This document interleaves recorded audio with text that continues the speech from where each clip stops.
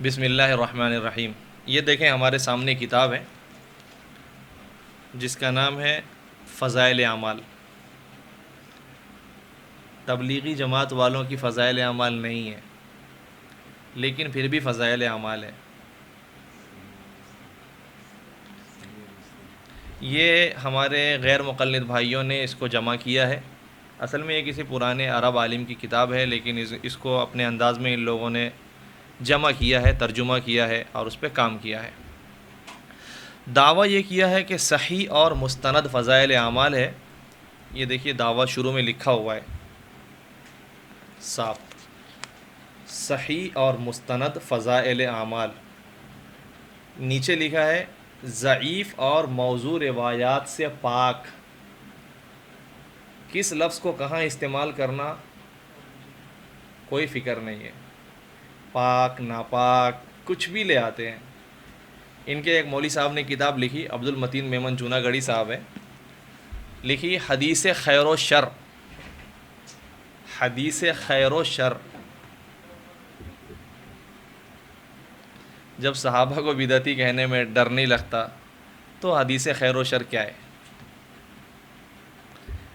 تو آخر کتاب لکھنے کی ضرورت کیوں پڑی؟ تو جب ہم نے یہ بات کی، اور جب کبھی ہم یہ بات کہتے ہیں کہ بھائی اللہ کے بندو، ضعیف احادیث اسلاف نے اپنی کتابوں میں لکھی ہے، ضعیف احادیث آئی ہے، کوئی بری چیز نہیں ہے، تو وہ ایک چالاکی دکھاتے ہیں، اور وہ چالاکی سے یہ کہتے ہیں کہ انہوں نے جو ضعیف احادیث لکھی ہے ضعیف بتانے کے لیے لکھی ہے، اس لیے لکھی ہے کہ یہ ضعیف ہے، سمجھ لو اور اس کو پڑھ لو، آگے نقل نہیں کرنا۔ یہ مصنفین کے مرضی کے خلاف ہے یہ بات۔ مصنفین نے اس لیے نہیں لکھی، لیکن وہ اپنی مرضی یہاں ڈالتے ہیں۔ تو خیر، یہ تو انہوں نے صاف اسی مقصد کے لیے لکھی ہے کہ یہ ایک دم صحیح کتاب ہے، اس میں کوئی بھی ضعیف حدیث نہیں ہے، اور ضعیف کا کانسیپٹ انہوں نے لوگوں میں یہ بیٹھا کے رکھا ہے کہ ضعیف سے پاک ہے، ضعیف رہے گی تو نعوذ باللہ ناپاک ہو جائے گی کتاب۔ تو دیکھتے ہیں کہ یہ کتاب جو ہے ان کے بیان کے مطابق پاک رہی یا آگے کیا جملہ استعمال کیا جائے کیا رہی۔ کوئی بھی آدمی سرسری نظر سے خالی اس کو دیکھے اور 10 منٹ تک پیجز پلٹیں تو بہت ساری ضعیف حدیثیں خود مل جائیں گی۔ ہم نے تو ایک مرتبہ مطالعہ کیا 2-4 گھنٹے، تو بہت ساری ضعیف حدیثیں ہماری نظر سے گزریں۔ یہ اس کتاب کے صفحہ نمبر 167 پہ ایک حدیث نقل کی ہے، حدیث نمبر 171، اور اس کے آگے لکھا ہے یہ روایت سند میں انقطاع کی وجہ سے ضعیف ہے۔ جس سے پاک ہونے کا دعویٰ کیا گیا تھا وہ دعویٰ پاکی کا ختم ہو گیا۔ ایک حوالہ ہوا۔ دوسرا حوالہ حدیث نمبر 314، لکھتے ہیں یہ روایت ضعیف ہے، دعویٰ تھا پاک ہونے کا۔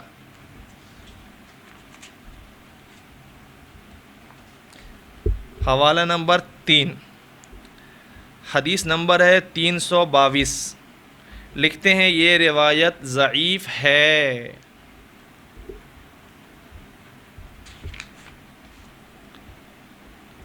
تو 3 پہ اکتفا کرتے ہیں۔ اگر 3 کو ایک بھی کہیں گے تو ایک تو ثابت کر دیا نا، ورنہ ہے بہت سارے۔ ہم نے بہت سارے نشان لگائے اپنی کتاب میں جس میں یہ ہے کہ یہ اس کتاب کے اندر ضعیف احادیث ہیں۔ تو دیکھیں اصل میں بات یہ ہے کہ ضعیف احادیث یہ کوئی عیب نہیں۔ ہم نے صبح کے درس میں آپ کو بتایا، اور غیر مقلدین بھی اپنی کتابوں میں لکھتے ہیں، لیکن یہ جو آج کے منچلے لوگ اور سڑک چھاپ لوگ کچھ بھی باتیں کرتے رہتے ہیں، ان کے جواب کے طور پہ ہم نے یہ بات پیش کی ہے کہ سمجھو، ہوش کے ناخن لو، صحیح بات کیا ہے وہ سمجھنے کی کوشش کرو۔ اور ٹھیک ہے، اگر تم ضعیف احادیث کی مخالفت پہ کمر باندھے ہوئے ہو تو آخر کیوں لکھ رہے ہو اس طرح کی کتابیں؟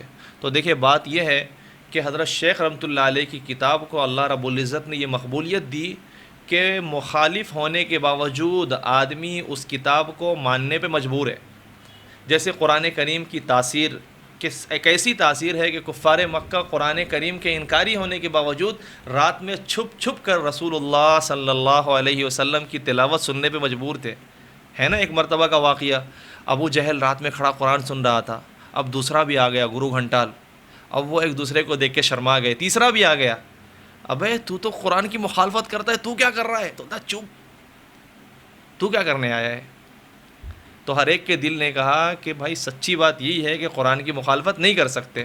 تو ویسے ہی اللہ رب العزت نے حضرت شیخ رحمۃ اللہ علیہ کی فضائل اعمال کو وہ مقبولیت سے نوازا کہ مخالفین بھی جو ہے نا فضائل اعمال سے دامن نہیں چھڑا سکتے۔ تو مخالفت کرنے والوں نے، کسی نے سنی فضائل اعمال لکھا اور کسی نے ضعیف اور موضوع روایات سے پاک فضائل اعمال لکھا، لیکن لکھنا پڑا کیونکہ امت کو ضرورت ہے اس طرح کی کتابوں کی۔ اس لیے گزارش ہے کہ امت کو دھوکے سے نکالیں، اپنے آپ کو بھی نکالیں۔